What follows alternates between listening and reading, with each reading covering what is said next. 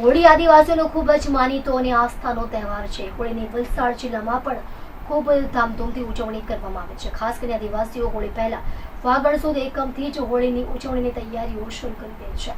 જિલ્લામાં અનેક સ્થળોએ હોળીના હાટ પ્રચાર અને મેળાઓ ભરાય છે. એવો જ એક હોળીના તહેવારની ઉજવણી કરતો મેળો એટલે વાપી તાલુકાના લવાછા ખાતે યોજાતો લવાછાનો હોળી મેળો. આ મેળાની શરૂઆત શિવરાત્રીના અઠવાડિયા બાદ લવાછા ખાતે સ્થાનિક આદિવાસી હસ્તકળાના કલાકારો તૂરના વેચાણની શરૂઆત કરે છે. તૂર એ મૃદંગ વર્ગમાં આદિવાસીઓનું પરંપરાગત વાદ્ય છે, જેની હાથ બનાવટની કલાકારી આજે પણ સ્થાનિક કલાકારોએ જાળવી રાખી છે. કાંસાની થાળી તૂરની પૂરક છે. તૂર અને થાળી એક સાથે વગાડવામાં આવે છે.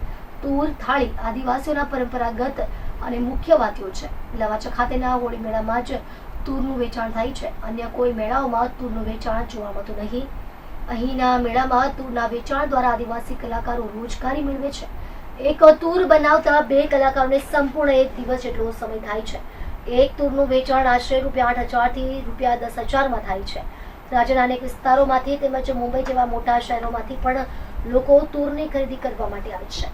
વારસાગત તૂર બનાવટના વાઘજીભા ગામના કલાકાર ધીરુભાઈ નાતુભાઈ પરમાર છેલ્લા 25 થી વધુ વર્ષોથી તૂરની હસ્તકળા સાથે જોડાયેલા છે.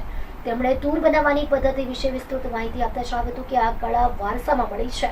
પહેલા દાદા અને પિતાજી પણ તૂર બનાવતા હતા. તૂર બનાવવા માટે સૌપ્રથમ માટીનું એક નાનું અને એક મોટું એમ 2 મુખ ધરાવતા કાંઠાની જરૂર પડે છે.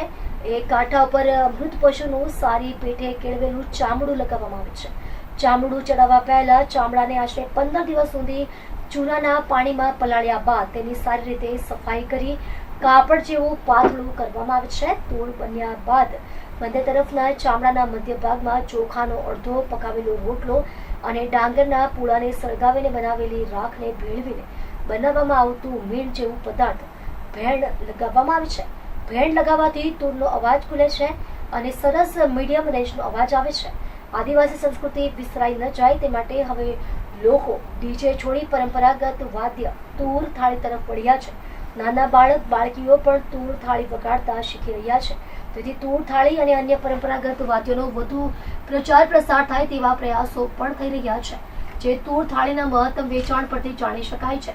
લગ્ન પ્રસંગ, મરણ પ્રસંગ, નવાગઢની પૂજા, કુળદેવી કંસેરી દેવીની પૂજા, સાંસ્કૃતિક કાર્યક્રમો તેમજ અન્ય ધાર્મિક વિધિઓમાં તૂર થાળી વગાડવાનું ખાસ મહત્વ છે. આ ઉપરાંત તહેવારોમાં હોળીના પ્રસંગે આ વાદ્યોનો ઉપયોગ આદિવાસીઓ કરે છે. તૂર થાળીમાં જુદા જુદા ચાળાના તાલે વિવિધ નૃત્યો કરવામાં આવે છે.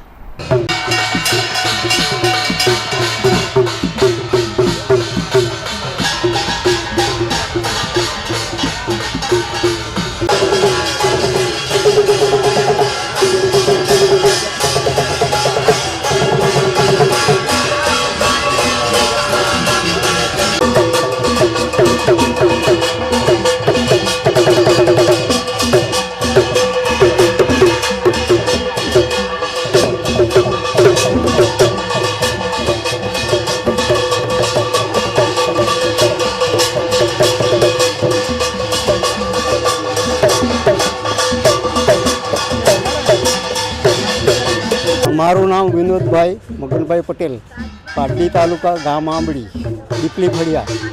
આ લવાચા મેળામાં અમે આવીએ તો તૂર વેચાણ વેચી આપીએ પસંદગી કરીને. જે ભાઈઓ લોકો આવે એમને વગડાઈ બતાવીએ અને સારું હોય તે લોકો લેતા જાય અને દુકાનવાળાને પૈસા આપે. દુકાનવાળા એક તૂર પર અમને ₹500 આપે. આ ગમશે તો કેટલાક દિવસ 7-8 દિવસ આ મેળો ભરાય છે. દર વર્ષે અમે આવીએ છીએ અને અમારું મનોરંજન, જેથી કરીને અમારા જેટલા ઘણા તૂરવાળા અમને ભાઈચારો વધે તૂરવાળામાં. આમ નથી મળતા પણ અમે મેળામાં આવીએ છીએ અને અમારે વાજિંત્રી પોતપોતાની કલા એ અમને ભગવાનને અર્પિત કરીએ.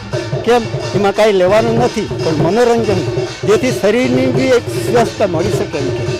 આમાં ઘણા માણસ એવું કે નાચ ગાન કરે તો એના પ્રેશર, સુગર એમાંથી નહીં થાય એવું કહેવા માગે. દેવી દેવતાને આ ચાહક છે, આ વાજિંત્ર દેવી દેવતાને પસંદગી છે.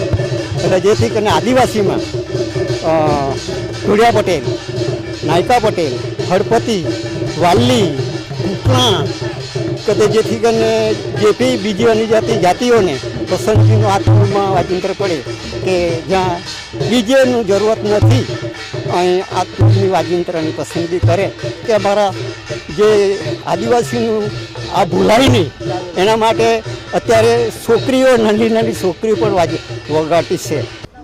આ લવાચા મેળામાં આ તૂરની પસંદગી ઘણા અને વર્ષમાં એકવાર આ વેચાણ તરીકે આવે છે તો કેટલા 7-8 દિવસ વેચાણ થાય છે મેળામાં. મારું નામ ગુલાબભાઈ એન પટેલ, ડુંગરી પરિયા હાઈસ્કૂલની બાજુમાં પારડી તાલુકામાં રહે છે અને અમે બંને જણા સાથે જ મળીને અમે આ તૂરનું વાજિંત્ર વગાડીએ છીએ. બીજું કે આ છલવાસની બાજુમાં આપણે લવાછા ગામ છે, અહીંયા દર વર્ષે આ મેળો ભરાય છે હોળી પર, અને એ હોળી પર એવા દિવસેના ઘણા મેળા ભરાતા હોય, પણ આ તૂર એવી વસ્તુ છે કે જે આપણા લવાછાની અંદર જ આ મેળામાં મળે છે, બાકી કઈ જગ્યાએ મળતું નથી. અને દૂર દૂરના લેવા માટે તૂરો લેવા માટે આવે છે, બોમ્બેના આવે છે, સિલીના આવે છે, અમદાવાદથી આવે છે, એવા અલગ અલગ એરિયાથી ભિલાડથી દૂર દૂરના અહીંયા આવે છે અને સારું અહીંયા વેચાણ થાય છે અને રિસ્પોન્સ અમને સારું મળે છે અહીંયા.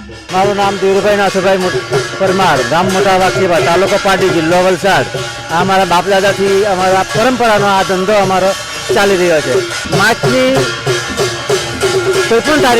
કોઈપણ તારીખે પૂનમનો આ મેળો ભરાય છે ને એ મેળામાં અમારા બાપ દાદાથી વર્ષોથી આ જગ્યાનો મેળામાં તૂર બનાવીને વેચવા માટે અમે આવીએ છીએ. એની મૂળ કિંમત 10,000 રૂપિયા જેવી કંઈ થાય છે. આ આદિવાસી લોકોને આ વાજિંત્ર મોટાભાગે ઘણો પસંદ આવે છે. આ મેળાની અંદર 200-250 તૂર જેવા વેચાય છે. બહુ દૂર દૂરથી આવે. આ કાંઠો જે છે એ માટીનો બનાવવામાં આવે છે, એ પ્રજાપતિ કુંભાર બનાવે છે, રાજસ્થાની. આ મરેલા ઢોરનું ચામડું ઉગાડીને એને ચૂનો લગાવવામાં આવે, ચૂનામાંથી એને કુંડીમાં મૂકવાનો આવે, પછી કુંડીમાંથી એને 15 દિવસે સાફ કરીને એના બાલ કરી જાય, પછીથી આનું વિતરણ કરીને અમારે આ તૂર બનાવવામાં આવે છે.